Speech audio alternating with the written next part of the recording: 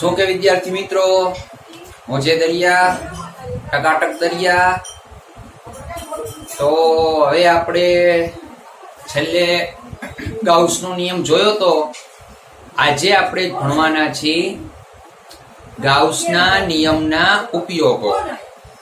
ગાઉસના નિયમના ઉપયોગો કે કોઈ અનંત વિદ્યુત ભાર હોય, અનંત સમતલ હોય, તો તેનાથી ઉદ્ભવતા વિદ્યુત ક્ષેત્રો આપણે શોધવા હોય તો કઈ રીતે શોધવા, બરાબર? તો શરૂઆત કરીએ. છેલ્લે યાદ કરો, ગાઉસના નિયમનું આપણે કંઈક આવું વિધાન જોયું હતું. ગાઉસનો નિયમ, વિધાન નહીં, સોરી, સમીકરણ આવું કંઈક હતું કે બંધ સંકલનમાં આ બંધ સપાટી માટે ઈ ડોટ ડીએ બરાબર ક્યુ ના છેદમાં એપ્સિલોન નોટ.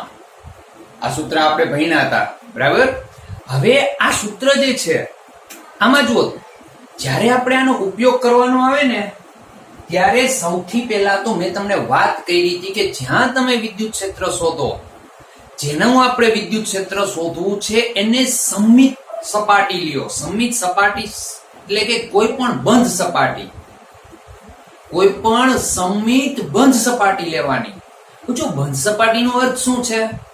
અને પહેલી વાત તો એ કે સમમિત કોને કહેવાય? આ કોઈ વાસ્તવિક સપાટી નથી.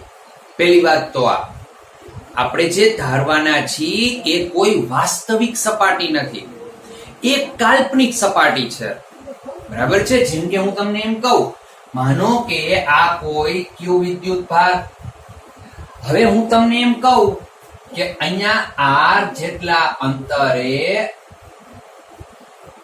પી બિંદુ પાસે મારે વિદ્યુત ક્ષેત્ર શોધવું હોય તો હું કઈ રીતે શોધીશ? તો કે આપણી પાસે સૂત્ર છે E is equal to 1/4π∁0 Q/r², બરાબર? Q ના છેદમાં r². આ એક સૂત્ર આપણી પાસે છે. પણ હું તમને એમ કહું કે જુઓ, સૌથી પહેલા ધારો કે P જેટલા અંતરે આ બધી જગ્યાએ આટલું જ અંતર લઈ લો, એક ગોળો બનાવો કાલ્પનિક, આ સાઈડ કે ત્રિજ્યા જેટલું અંતર લ્યો.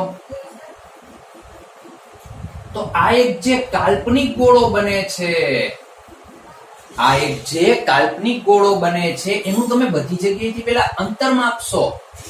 અંતર સરખું હોવું જોઈએ, બરાબર? બધી જગ્યાએથી આપણે અંતર માપશું તો અંતર સમાન હોવું જોઈએ. ગોળો છે, ગોળો કાલ્પનિક ગોળો છે, ફૂટબોલ જેવો, બરાબર? વર્તુળ નથી, દોરવામાં જ વર્તુળ આવે, પણ છે શું? કાલ્પનિક ગોળો છે. તો ક્યુ વિદ્યુત ભારનું દરેક સપાટીથી અંતર કેવું થશે? તો કે સરખું થશે. હવે આમાં તમે ધ્યાનથી જોશો તો ક્યુ વિદ્યુત ભારની વિદ્યુત ક્ષેત્ર રેખા હોય આવી હશે, આવી આ ઈ ની દિશા તમે દરેક જગ્યાએ લેશો તો વિદ્યુત ભારની વિદ્યુત ક્ષેત્ર રેખા હોય કેવી હશે? તો કે આ રીતે બહાર આવતી હશે. અને ક્ષેત્રફળ સદિશ લાવો તો ક્ષેત્રફળ સદિશ કઈ દિશામાં હશે? અહીંયા નાનો અમથો એક ds જેટલું ક્ષેત્રફળ લઉં તો એ સદિશ પણ એ દિશામાં જ ગયો. સમજાય? પહેલી વાત કે વિદ્યુત ભારનું સપાટીથી અંતર સમાન હોવું જોઈએ. બીજું, જ્યાં આપણે ફ્લક્સ શોધી છીએ, ત્યાં ઈ બધી જગ્યાએ સમાન હોવો જોઈએ. ઈ નું મૂલ્ય દરેક જગ્યાએ સમાન હોવું જોઈએ. અહીંયા 2 ન્યૂટન પર કુલમ છે, અહીંયા 2 ન્યૂટન પર કુલમ, અહીંયા 2 ન્યૂટન પર કુલમ, અહીંયા 2 ન્યૂટન પર કુલમ. દરેક જગ્યાએ વિદ્યુત ક્ષેત્રની કિંમત પણ કેવી હોવી જોઈએ? સમાન હોવી જોઈએ. સમજાય છે? ઈ ની કિંમત સમાન હોવી જોઈએ. ds ક્ષેત્રફળ સદિશ સમજવા પ્રયત્ન કરજો. ઈ અને ds બે એક જ દિશામાં છે. ક્ષેત્રફળ સદિશ સપાટીને લંબરૂપે છે. જુઓ, સપાટી આમ છે, ક્ષેત્રફળ સદિશ આ દિશામાં, સપાટીને લંબરૂપે છે ક્ષેત્રફળ સદિશ, પણ ઈ સાથે તો 0 અંશનો જ ખૂણો બનાવે છે. આ ઈ અને એ, બરાબર? આને વિદ્યુત ક્ષેત્ર ગણો, આને ક્ષેત્રફળ સદિશ ગણો, બંને વચ્ચેનો ખૂણો 0 છે. સમજાય? તો હવે ઈ બધી જગ્યાએ સમાન હોય તો આ સૂત્રમાં લગાડો જોઈએ. આ સૂત્રમાં તમે વિદ્યુત ક્ષેત્ર અચળ છે બધી જગ્યાએ તો લખી શકાય બાર, સંકલનની બાર, BA M ના M બરાબર. Q એટલે તો કે સપાટી વડે ઘેરાયેલો જ વિદ્યુત ભાર લેવાનો હોય તો કે સ્મોલ q. અને યાદ રાખજો સપાટીની અંદર જે આપણે ગાઉસિયન સપાટી ધારી છીએ, આપણે જે ગાઉસિયન સપાટી ધારી છીએ તેનો જ વિદ્યુત ભાર ગણવાનો છેદમાં એપ્સિલોન નોટ.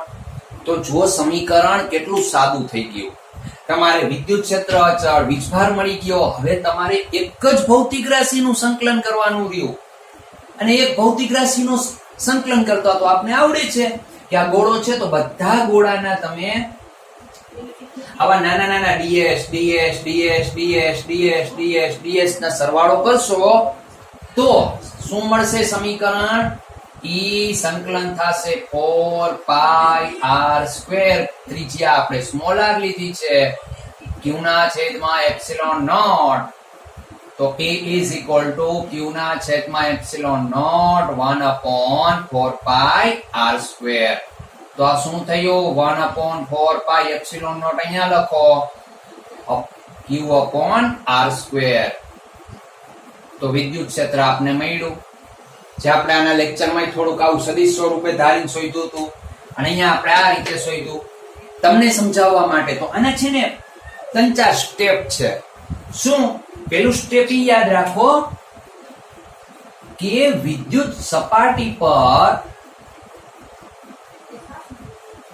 વિદ્યુત ક્ષેત્રનું મૂલ્ય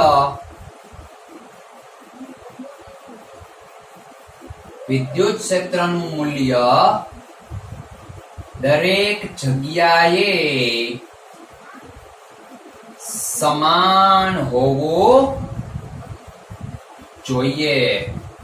બીજું, વિદ્યુત ક્ષેત્ર E અને સપાટી ક્ષેત્રફળ એ વચ્ચેનો ખૂણો થીટા 0 હોવો જોઈએ. ત્યાં જ તમને ફ્લક્સ મળશે. બરાબર, જ્યાં થીટા 90 હશે ત્યાં ફ્લક્સ 0 થઈ જશે. બીજું આ પછી સપાટી વડે ઘેરાયેલો કુલ વીજભાર શોધો. બરાબર, સપાટી વડે ઘેરાયેલો કુલ વીજભાર શોધો. અને છેલ્લું ઈને કરતા બનાવો. સપાટીનું સંકલન કરી સપાટી ક્ષેત્રફળનું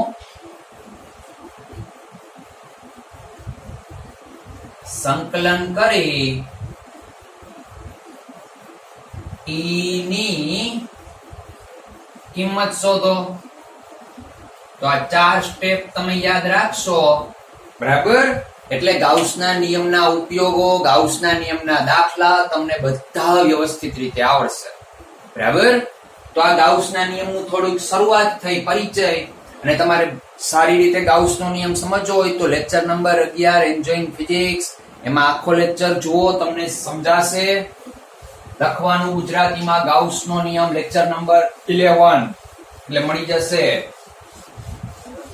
હવે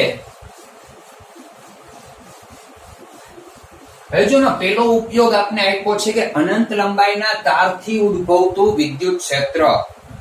અનંત લંબાઈના પેલો ઉપયોગ અનંત લંબાઈના તારથી ઉદ્ભવતું વિદ્યુત ક્ષેત્ર.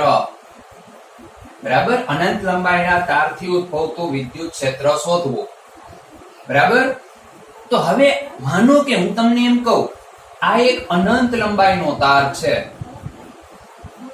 અને આના પર નિયમિત રીતે વિદ્યુત ભાર પથરાયેલો છે.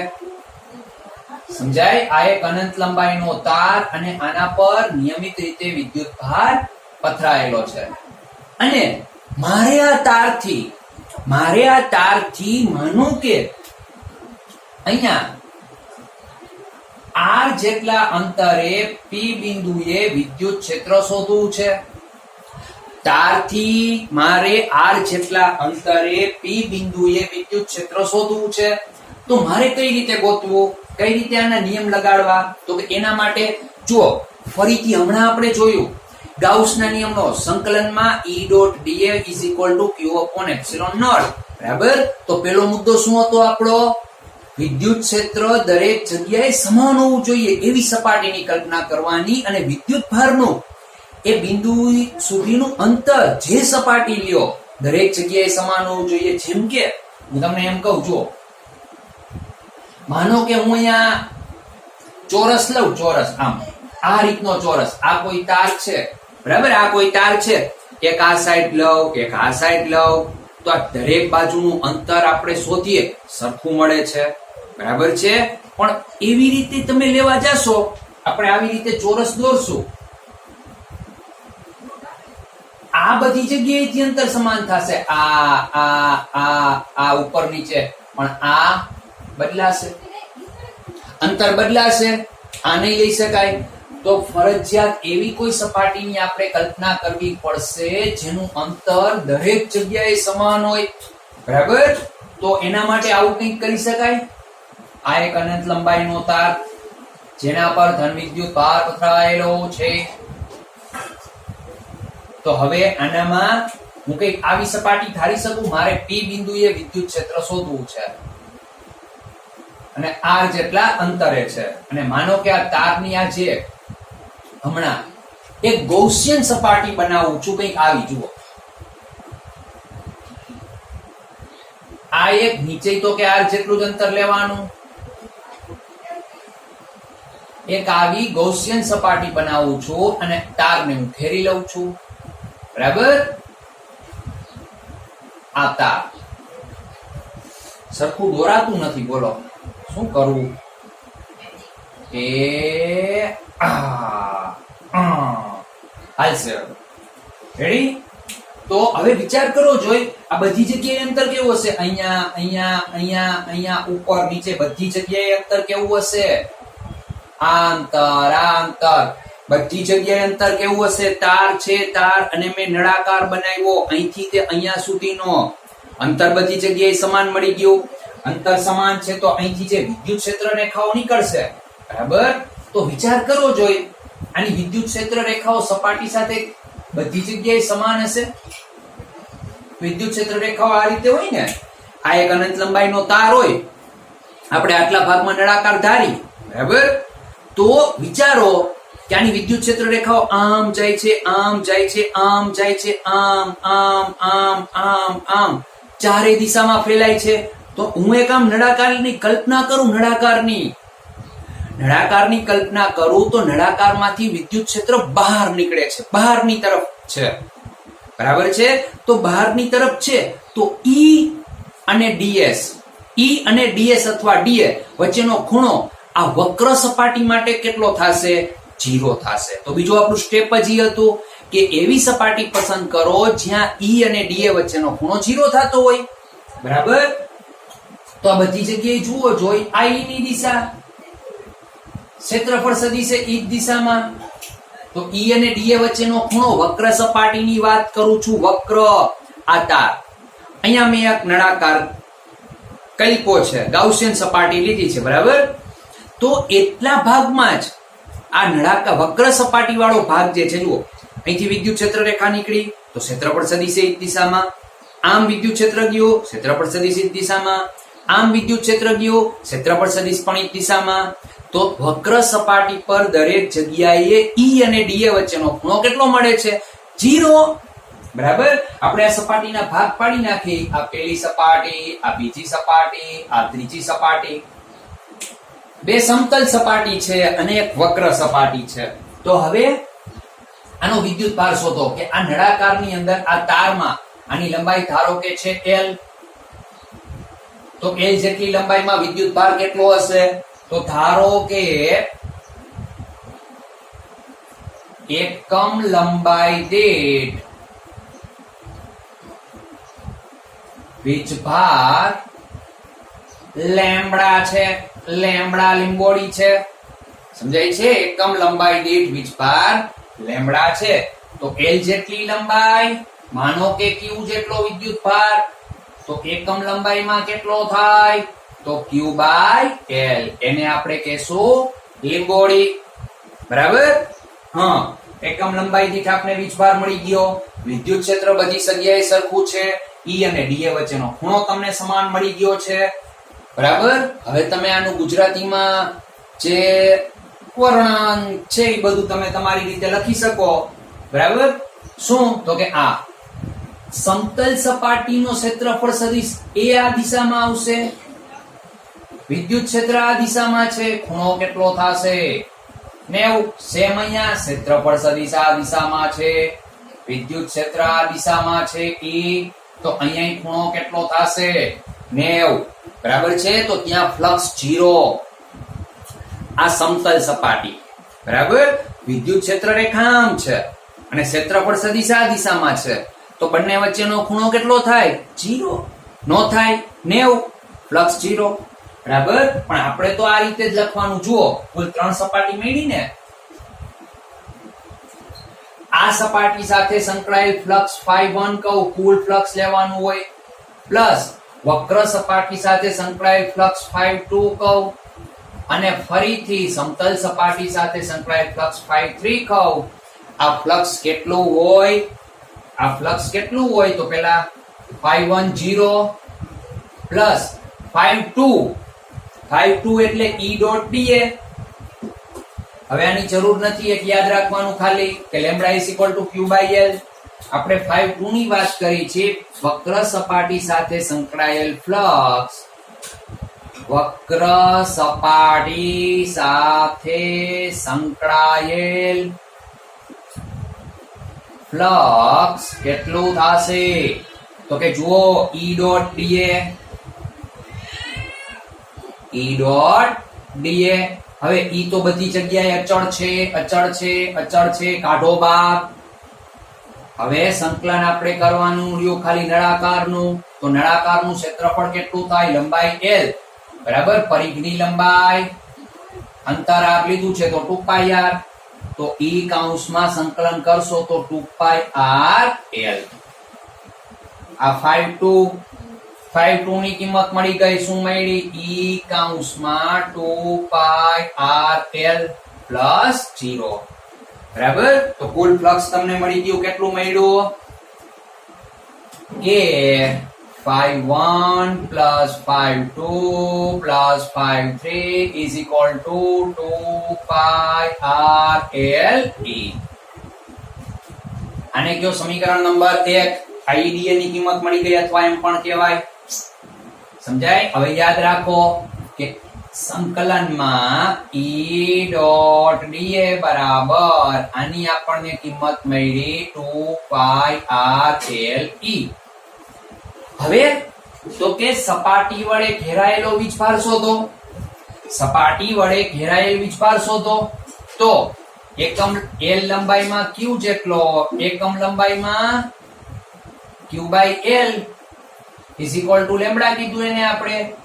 માટે Q ને તો જો Q is equal to lambda L. બરાબર?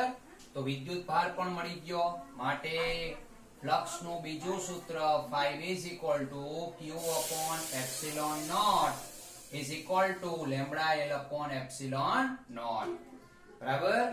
તો હવે અહીંયા જુઓ જોઈ phi ની કુલ ફ્લક્સ, આની તમે phi કહી શકો કે flux phi is equal to phi1 plus phi2 plus phi3. બરાબર? અને એક આ તો આ બે કિંમતો એક જ છે. આપણે લખી છે ને કે flux phi is equal to બંધ સંકલનમાં E ડોટ dA બરાબર q ના છેદમાં એપ્સિલોન નોટ. લખી છે કે નથી લખતા? તો આની કિંમત શું મળી? 2πr L. આની કિંમત શું મળી? લેમ્બડા L ના છેદમાં એપ્સિલોન નોટ. તો જુઓ જોઈ શું મળશે? તો EDA ની કિંમત અહીંયા નહીં મેળે આવે, અહીંયા જ હવે સાદું રૂપ દેવું પડશે. જુઓ એક કિંમત મળી આપણને 2πr L. 2πr L બરાબર બીજી કિંમત મળી lambda L by epsilon naught. બરાબર? તો બે સાઈડ થી એલ એલ ઉડી ગયા, ઈ ને કરતા બનાવો તો લેમ્બડા ના છેદમાં 2 પાઈ એપ્સિલોન નોટ આર. સમજાય છે? તો આ તમને વિદ્યુત ક્ષેત્રની કિંમત મળી કે તારથી ઉદ્ભવતું વિદ્યુત ક્ષેત્ર જે છે, તમે ધ્યાનથી જોશો લેમ્બડા અચળ, 2 અચળ, પાઈ અચળ, એપ્સિલોન નોટ અચળ, આ બધું અચળ છે. તો આને આમ પણ લખી શકાય કે ઈ સમપ્રમાણતા 1/r, કે તારથી તમે જેમ દૂર જતા જશો તેમ વિદ્યુત ક્ષેત્રની તીવ્રતા અંતરના સમપ્રમાણમાં ઘટતી જશે. હું તમને એમ કહું, તારથી 1 મીટર અંતરે, 1 મીટર વધારે કહેવાય, આ તો ઓછું છે, 1 મીટર અંતરે વિદ્યુત ક્ષેત્ર 2 ન્યૂટન પર કુલમ છે. 2 મીટર અંતરે 1 થઈ જશે. સમજાય? જેટલું અંતર 1 મીટરે 1 ઘટે છે તો બે એકબીજાના સમવ્યસ્ત પ્રમાણમાં છે. જેમ તારથી દૂર જશો વિદ્યુત ક્ષેત્ર ઘટતું જશે, જેમ તારની નજીક આવશો વિદ્યુત ક્ષેત્ર વધતું જશે. સમજાય છે? તો આ રીતે તમે અનંત લંબાઈના તારથી ઉદ્ભવતું વિદ્યુત ક્ષેત્ર શોધી શકો. બરાબર? એના પછી જો આના સ્ટેપ યાદ રાખવા હોય તો ફરીથી યાદ રાખી શકાય કે અનંત લંબાઈનો તાર લો, એક નળાકારની કલ્પના કરો, જેને બંધ સપાટી ગણો, ગાઉસિયન સપાટી. બરાબર?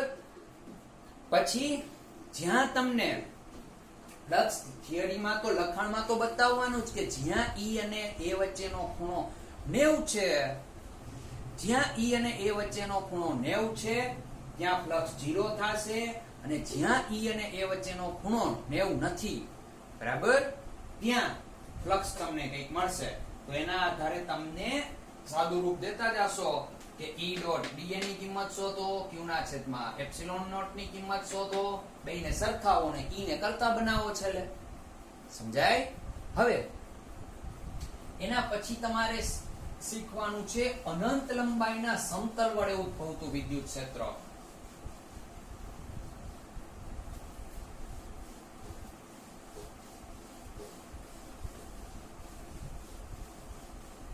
જો અનંત લંબાઈના સમતલ વડે ઉદ્ભવતું વિદ્યુત ક્ષેત્ર, અનંત લંબાઈના ધન વિદ્યુત ભારિત સમતલ, એટલે સમતલ જ લખું ખાલી, અનંત લંબાઈના સમતલ વડે ઉદ્ભવતું વિદ્યુત ક્ષેત્ર શોધવું છે. તો ચાલો શોધીએ. અનંત લંબાઈના સમતલ વડે ઉદ્ભવતું વિદ્યુત ક્ષેત્ર શોધવું છે, તો ચાલો શોધીએ. ઓકે, તો જુઓ, ધારો કે આ એક અનંત લંબાઈનું સમતલ, બરાબર, અનંત લંબાઈનું નથી, આપણે મર્યાદિત લંબાઈનું દોરશું. અનંત ક્યાં લેવા જાવું? આ એક સમતલ, આમાં ધન વિદ્યુત ભાર ધારો કે આ રીતે પથરાયેલો છે. ઓકે, ભલે પથરાયેલો હોય. હવે ગાઉસના નિયમને યાદ કરતા જાઓ.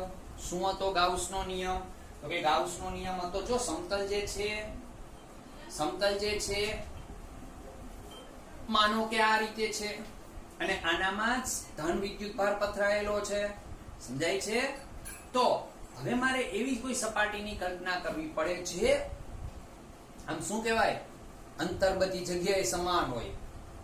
અંતર બધી જગ્યાએ સમાન હોય, વિદ્યુત ક્ષેત્ર દરેક જગ્યાએ સરખું હોય, ત્યાં હું ગાઉસનો નિયમ લગાડી શકું.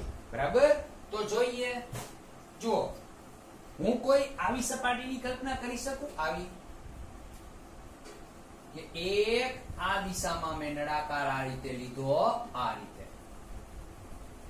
અને એવો ને એવો એક આ દિશામાં પણ નળાકાર લીધો. કારણ કે જો આ સમતલથી ઉદ્ભવતું વિદ્યુત ક્ષેત્ર આ રીતનું હશે, વિદ્યુત ક્ષેત્ર રેખાઓ આ રીતે બહાર નીકળતી હશે. બરાબર? વિદ્યુત ક્ષેત્ર રેખાઓ આ રીતે બહાર નીકળતી હશે. હવે તો વિદ્યુત ક્ષેત્રની દિશા ધારો કે આ છે, આ, તો વિચાર કરવો જોઈએ કે આપણે અહીંયા કેટલી સપાટી છે, આ 1 ફરીથી આ વક્ર સપાટી 2 અને આ 3 બે સમતલ સપાટી અને એક વક્ર સપાટી. રેડી? અને આટલા ભાગમાં ઘેરાયેલો વીજભાર શોધવાનો. પંક્ચર કરીને ગયું એવી કલ્પના કરો, કાલ્પનિક છે, પંક્ચર કરીને ગયું તો એટલા ભાગમાં કેટલો વિદ્યુત ભાર છે? તમને એમ કહું, આ સમતલ સપાટી એક નળાકાર આવે છે, આટલા ભાગને પંક્ચર કરે છે, આટલા ભાગમાં કેટલો વિદ્યુત ભાર ઘેરાય આપણે શોધવો પડે. સમજાય? તો પહેલા તો ઈ જો કે વિદ્યુત ક્ષેત્ર બધી જગ્યાએ સમાન મળે છે. તો અહીંથી જેટલું આ અંતર છે, માનો કે r, તો અહીંથી પણ r જ હોવું જોઈએ. બે સાઈડ અંતર સમાન તો વિદ્યુત ક્ષેત્ર સમાન હશે. બરાબર? E અને A વચ્ચેનો ખૂણો, અહીંયા વિદ્યુત ક્ષેત્રની દિશા આ, ક્ષેત્રફળ સદિશની દિશા પણ આ, બે વચ્ચેનો ખૂણો સમાન. અહીંયા પણ E ની દિશા આ, ક્ષેત્રફળ સદિશની દિશા આ, અને બે વચ્ચેનો ખૂણો 0 છે. બરાબર છે? તો આપણું કામ થઈ ગયું. હવે આપણે ગાઉસનો નિયમ એપ્લાય કરી શકીએ. બરાબર? તો જો ગાઉસનો નિયમ શું? તો કે ફ્લક્સ ϕ is equal to બંધ સંકલનમાં E dot dA is equal to Q upon epsilon naught. બરાબર? અને અહીંયા તમારે ધારવું પડશે, ધારો કે એકમ ક્ષેત્રફળ દીઠ વિદ્યુત ભાર સિગ્મા છે. તો આખાનું સમતલ A લઈ લઉં, A. બરાબર? તો આને આ રીતે લખાય, સિગ્મા બરાબર Q ના છેદમાં A. એકમ થશે કુલમ્બ પર મીટર સ્ક્વેર. આને કહેવાય વિદ્યુત ભારની પૃષ્ઠ ઘનતા. સિગ્માને શું કહેવાનું? વિદ્યુત ભારની પૃષ્ઠ ઘનતા. બરાબર? તો હવે sigma is equal to Q by A. હાલો, મળી ગયું. હવે આપણે શોધવાનું રહ્યું E ડોટ dA. તો કેટલી સપાટી છે? 1, 2 ને 3. તો કુલ ફ્લક્સ ϕ is equal to ϕ1 એટલે સમતલ સપાટી, ϕ2 એટલે વક્ર સપાટી, ϕ3 એટલે ફરીથી સમતલ સપાટી. ફરીથી જુઓ, ચેક કરો. જો બે સમતલ સપાટી માટે થીટા કેવો છે? 0. બરાબર? જ્યારે અહીંયા આ વક્ર સપાટીની વાત કરો, વક્ર સપાટી આજે નળાકાર જેવું છે. બરાબર? તો ક્ષેત્રફળ સદિશ આ દિશામાં છે, સપાટીને લંબ રૂપે. જ્યારે વિદ્યુત ક્ષેત્ર આમ જાય છે, અથવા સાઈડ હોય તો આ દિશામાં જાય છે. બરાબર? તો વક્ર સપાટી માટે આ ક્ષેત્રફળ સદિશ E ની દિશા, આ વિદ્યુત ક્ષેત્રની દિશા, તો બે વચ્ચેનો ખૂણો કેટલો મળશે? 90.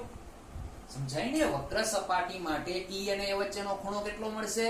90 અંશ મળશે. બરાબર? તો આપણે ફ્લક્સ શોધીએ. તો ϕ એટલે ધારો કે ફ્લક્સ ϕ is equal to સંકલનમાં E dot dA. વક્ર સપાટી માટે 0. ફરીથી સંકલનમાં E dot dA. ચાલો, વિદ્યુત ક્ષેત્રનું મૂલ્ય સમાન છે, અહીંયાય સમાન છે, અહીંયાય સમાન છે, અચળ છે, લખો 12. અચળ હોય તો જ 12 લખી શકાય. સંકલનમાં dA, અહીંયા 0 લખતો નથી, E આવશે 12 સંકલનમાં dA. તો ચાલો આનું ક્ષેત્રફળ હું લઈ લઉં છું. ધારો કે A છે ટોટલ ક્ષેત્રફળ, તો કુલ ક્ષેત્રફળ A, અહીંયા E ડોટ A, તો E dot A to E dot A. આ તમને કુલ ફ્લક્સ મળી ગયો. કુલ ફ્લક્સ ϕ એટલે શેની કિંમત આપણને મળી? Flux ϕ is equal to E dot dA is equal to 2EA. બરાબર? હવે વિદ્યુત ભારની વાત કરી કે ફ્લક્સનું બીજું સૂત્ર ϕ is equal to Q ના છેદમાં એપ્સિલોન નોટ. તો Q ની કિંમત અહીંથી કરતા બનાવશો તો શું મળશે? Q is equal to sigma into A. લખી નાખો અહીંયા, sigma into a upon epsilon naught. મેં q ની જગ્યાએ સિગ્મા ઇન્ટુ a લખ્યું છે, બાકી કંઈ કર્યું નથી. બરાબર? તો ફ્લક્સના બે સમીકરણ સરખાવી દો. 2ea એક આ કિંમત, બીજી આ કે sigma a upon epsilon naught. બરાબર? બે સાઈડ થી a મરી જશે, e ને કરતા બનાવશો તો sigma by 2 epsilon naught. E બરાબર સિગ્મા ના છેદમાં 2 એપ્સિલોન નોટ. ભયંકર સૂત્ર મળ્યું, વિચાર્યું નથી એવું મળ્યું. આનું વિદ્યુત ક્ષેત્ર અંતર પર આધારિત જ નથી. દેખાય છે સૂત્રમાં બે અચળ, સિગ્મા એપ્સિલોન નોટ અચળ, સિગ્મા અચળ. વિદ્યુત ભાર તમે વધારતા જાશો તો જ વિદ્યુત ક્ષેત્ર વધશે. તમે સમતલથી દૂર જાશો તો વિદ્યુત ક્ષેત્ર રેખા વિદ્યુત ક્ષેત્રની તીવ્રતામાં કોઈ ફેર જ નથી પડતો. વિદ્યુત ક્ષેત્ર વધતું પણ નથી, ઘટતું પણ નથી. આવું ક્યારે થાય? આવું ક્યારે શક્ય બને? તો કે આવું બની શકે ક્યારે? તો કે જુઓ, સમજીએ હવે આને.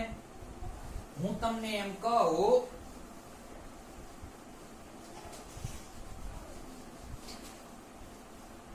આપણને જે આ સૂત્ર મળ્યું છે, આવું સૂત્ર કેમ મળ્યું? તો આના માટે જો આવું હોય કે આ કોઈ સમતલ હોય ને, સમતલ, તો કે આ ધન વિદ્યુત ભારો, માનો કે આ ધન વિદ્યુત ભારોના અપાકર્ષણ બળને કારણે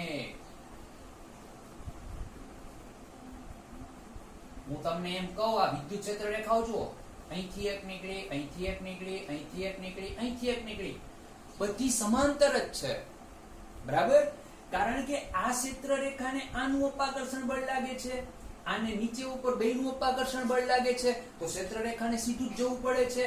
આ વળવા ટ્રાય કરશે તો ઉપરથી આનું અપાકર્ષણ બળ લાગશે, નીચે આવી જશે પાછી. સમજાય? તો બધી જગ્યાએ તમે લેશો તો ક્ષેત્ર રેખાઓ આવી જ મળશે. હવે હું તમને એમ કહું કે અહીંયા કેટલી ક્ષેત્ર રેખાઓ પસાર થાય છે? એકમ ક્ષેત્રફળ વાળી સપાટીમાંથી આમથી વિદ્યુત ક્ષેત્ર રેખાઓ આવે છે, આમથી માનો કે આ રીતે માનો કે વિદ્યુત ક્ષેત્ર રેખાઓ આવે છે. બરાબર?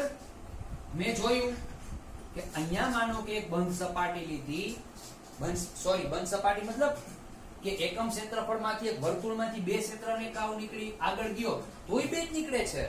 તો જો અહીંયા વિદ્યુત ક્ષેત્ર 2 ન્યૂટન પર કુલમ્બ છે, તો અહીંયા કેટલું હશે? 2 ન્યૂટન પર કુલમ્બ. પણ આ ક્યાં સુધી? શું અનંત સુધી આ ઊંચાઈ રાખશે? ના. અહીંયા જે ધાર છે કોર્નર વાળી, આ ક્ષેત્ર રેખાઓ વળી જશે, કારણ કે આની પાસે કોઈ ઉપર વીજભારો નથી. આ ક્ષેત્ર રેખાઓ વળવા લાગશે. તો અહીંયા તમે લેશો, અહીંયા 2, આગળ જશો તો 1 પણ વિદ્યુત ક્ષેત્ર ઘટશે. પણ અમુક અંતર માટે આ એક સમતલ હોય, સમતલ. બરાબર? તો અમુક અંતર માટે કહી શકાય કે વિદ્યુત ક્ષેત્ર નિયમિત છે. જેટલું અહીંયા છે એટલું જ આગળ છે, થોડેક આગળ જાશો તો ત્યાં પણ તેટલું જ છે. પણ આપણે એને સામાન્ય રીતે નામ શું આપી છીએ? અનંત. અનંત લંબાઈના સમતલ વડે ઉદ્ભવતું વિદ્યુત ક્ષેત્ર. બરાબર? તો આ બે ગયું મગજમાં કે અહીંયા ક્ષેત્ર રેખાઓ, કે અહીંયા તમે જેટલું ક્ષેત્રફળ લ્યો, આગળ આવ્યું હતું ને વિદ્યુત ક્ષેત્રની તીવ્રતા આપણે કઈ રીતે વ્યાખ્યાયિત કરતા કે અમુક ક્ષેત્રફળ વાળો ભાગ લ્યો, એ ક્ષેત્રફળમાંથી જો વધારે વિદ્યુત ક્ષેત્ર રેખાઓ પસાર થાય તો વિદ્યુત ક્ષેત્ર ત્યાં પ્રબળ હોય, ઓછી ક્ષેત્ર રેખાઓ પસાર થશે તો વિદ્યુત ક્ષેત્ર નબળું હોય. બરાબર? હવે બીજી વાત, જો આ સૂત્ર જે છે ને એક સપાટી વડે ઉદ્ભવતા વિદ્યુત ક્ષેત્રનું છે, એક જ. જ્યારે આપણને પૂછે કે શીટ હોય, શીટની વાત કરે તો શીટ હંમેશા 2 હોય. આ યાદ રાખજો. હું જ્યારે કોઈ સપાટીને વીજભાર આપીશ, આ એક સપાટીને વીજભાર આપીશ તો એની બીજી બાજુ પણ વિદ્યુત ભાર પથરાઈ જશે. પથરાઈ જશે મતલબ ચાલ્યો જશે. આને હું વિદ્યુત ભાર આ સપાટી પર આપું છું તો સીધી વાત છે, પાછળ જવાનું જ છે. તો થાશે શું? જો આ side sigma upon 2 epsilon naught, આ સાઈડ પણ સિગ્મા અપોન 2 એપ્સિલોન નોટ. તો તમારે સમજવાનું શીટ અને સપાટી, શીટ એટલે 2 સપાટી થઈ જાય. આ સાઈડ વિદ્યુત ક્ષેત્ર E is equal to sigma by 2 epsilon naught. આ સાઈડ પણ E is equal to sigma by 2 epsilon naught. બેનો સરવાળો કરશો તો E is equal to sigma upon 2 epsilon naught, sigma upon 2 epsilon naught, sigma by epsilon naught. છેદ સરખો તો અંશનો સરવાળો 2 epsilon ના છેદમાં 2 epsilon naught બે ગયા. તો જ્યારે શીટ થી ઉદ્ભવતું વિદ્યુત ક્ષેત્ર પૂછે તો શું જવાબ આવે? સિગ્મા ના છેદમાં એપ્સિલોન નોટ. સમજ્યા? જ્યારે એક સપાટીથી ઉદ્ભવતું વિદ્યુત ક્ષેત્રની વાત કરી હોય તો સિગ્મા ના છેદમાં 2 એપ્સિલોન નોટ. સમજ્યા બધા? ઓકે. તો આ ત્યાં અનંત લંબાઈના સમતલ વડે ઉદ્ભવતું વિદ્યુત ક્ષેત્ર. હવે આના થોડા કિસ્સા જોઈએ.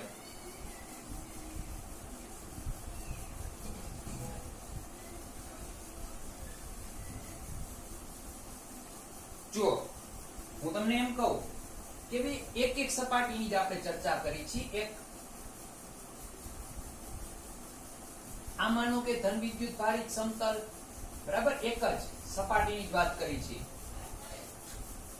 આ પણ ધન વિદ્યુત ભારિત સમતલ. તો આનું આપણે વિદ્યુત ક્ષેત્ર શોધવું છે. માનો કે મારે P બિંદુએ વિદ્યુત ક્ષેત્ર શોધવું છે તો ધ્યાનથી જોજો. તો હવે શું થશે? P બિંદુએ વિદ્યુત ક્ષેત્ર તો કે આની વિદ્યુત ભાર પૃષ્ઠ ઘનતા સિગ્મા 1 કહું, આની સિગ્મા 2 કહું, બે સરખી નથી. માનો કે સિગ્મા 1 ગ્રેટર ધેન સિગ્મા 2, બરાબર. તો જુઓ, આનું અપાકર્ષણ બળ આ દિશામાં લાગશે, આ દિશામાં. આનું અપાકર્ષણ બળ આ દિશામાં લાગશે. તો આ બિંદુએ વિદ્યુત ક્ષેત્ર કેવું હોય છે? E is equal to આના કારણે સિગ્મા 1 upon 2 એપ્સિલોન નોટ. આના કારણે ઈ દિશામાં છે, ઈ દિશામાં ધક્કો લાગે છે. જુઓ અપાકર્ષણ બળ. તો સિગ્મા 2 ના છેદમાં 2 એપ્સિલોન નોટ. સમજ્યા? P બિંદુ પાસે હવે આ સાઈડ આ બિંદુ હોત તો Q લઉં માનો કે, તો અહીંયા આના કારણે અપાકર્ષણ બળ, આના કારણે અપાકર્ષણ બળ. તો Q બિંદુ પાસે પણ વિદ્યુત ક્ષેત્ર આના કારણે સિગ્મા 2 ના છેદમાં 2 એપ્સિલોન નોટ, આના કારણે સિગ્મા 1 ના છેદમાં 2 એપ્સિલોન નોટ. સમજાય છે ને? કારણ કે બે એક જ દિશામાં છે, ધક્કો લાગે છે, બરાબર. આ એક માર્કર છે. આમ કે ધક્કો મે માર્યો, બીજો કોક આવ્યો કે ધક્કો મારીને આઈલો ગયો તો આ તો વધારે જ આગળ જવાનું ને. પણ વચ્ચેનું કોઈ R બિંદુ લઉં તો અહીંયા જુઓ, આનું અપાકર્ષણ બળ આ દિશામાં, આનું અપાકર્ષણ બળ આ દિશામાં, સિગ્મા 2 વાળાનું. આ આમ જઈને ક્ષેત્ર રેખા બહાર જ આવે, આની પણ બહાર જ આવે. ધન વિદ્યુત ભાર હોય તો ક્ષેત્ર રેખા હંમેશા બહાર તરફ હોય, આની બહાર તરફ હોય. તો વિરુદ્ધ થઈ ગયું. તો R પાસે વિદ્યુત ક્ષેત્ર કેવું હશે કે સિગ્મા 1 મોટું છે, સિગ્મા 1 ના છેદમાં 2 એપ્સિલોન નોટ માઈનસ સિગ્મા 2 ના છેદમાં 2 એપ્સિલોન નોટ, બરાબર. પણ બે વિદ્યુત ભાર ઘનતાઓ જો સમાન હોય, સિગ્મા 1 બરાબર સિગ્મા 2, તો આ 0 થઈ જાત. મતલબ બે ધન વિદ્યુત ભારિત સમતલો વચ્ચે વિદ્યુત ક્ષેત્ર 0 હોય. સમજ્યા? એવી જ રીતે માનો કે હું એમ કહું, એક સમતલ માનો કે ધન વિદ્યુત ભારિત, બીજું સમતલ છે ઋણ વિદ્યુત ભારિત. તો અહીંયા P બિંદુ લઉં તો અહીંયા આ સિગ્મા 1, આ સિગ્મા 2. તો આના કારણે તો કે અપાકર્ષણ બળ, બરાબર ને. આના કારણે આકર્ષણ બળ. તો P બિંદુ પાસેનું વિદ્યુત ક્ષેત્ર sigma 1 upon 2 epsilon naught minus sigma 2 upon 2 epsilon naught. સમજાય છે? અને અહીંયા શરત છે કે sigma 1 greater than sigma 2. Same માનો કે અહીંયા Q પોઈન્ટ લઉં તો આના કારણે અપાકર્ષણ બળ, આના કારણે આકર્ષણ બળ.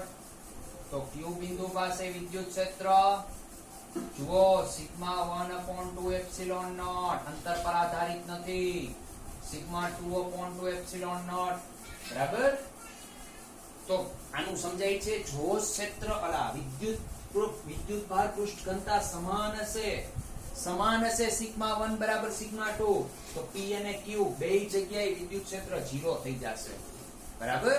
પણ જો માનો કે હું તમને એમ કહું અંદરનું આપણે કોઈ બિંદુ લઈ R, તો આના કારણે અપાકર્ષણ બળ, આના કારણે આકર્ષણ બળ બે એક જ દિશામાં ગયું. તો R પાસે sigma 1 upon 2 epsilon naught plus sigma 2 upon 2 epsilon naught, બરાબર. તો આ રીતે તમે સમતલની બહાર અંદર વિદ્યુત ક્ષેત્ર ટોટલ શોધી શકો છો. એક જ સપાટી હોય ત્યારે જ આ સૂત્ર વાપરી શકાય. શીટ કીધી હશે તો સિગ્મા અપોન એપ્સિલોન નોટ આવશે. હવે તમારે પ્રયત્ન કરવાનો. માનો કે બે સમતલ ઋણ વિદ્યુત ભારિત છે, તો ઋણ વિદ્યુત ભારની આ P બિંદુ પાસે, R બિંદુ પાસે, Q બિંદુ પાસે વિદ્યુત ક્ષેત્ર કઈ રીતે શોધવું તે તમારે જણાવવાનું છે. ટ્રાય કરવાની છે ત્યાં સુધી. સમજાય? અને આવતા લેક્ચરમાં આપણે અનંત લંબાઈના વિદ્યુત ભારથી ઉદ્ભવતા વિદ્યુત ક્ષેત્રો, સમતલથી ઉદ્ભવતા વિદ્યુત ક્ષેત્રોના સારા એવા દાખલાઓ જોશું. ત્યાં સુધી વિડિયો જુઓ, લાઈક કરો, ચેનલને સબસ્ક્રાઇબ કરો, વધારે ને વધારે શેર પણ કરો. Thank you.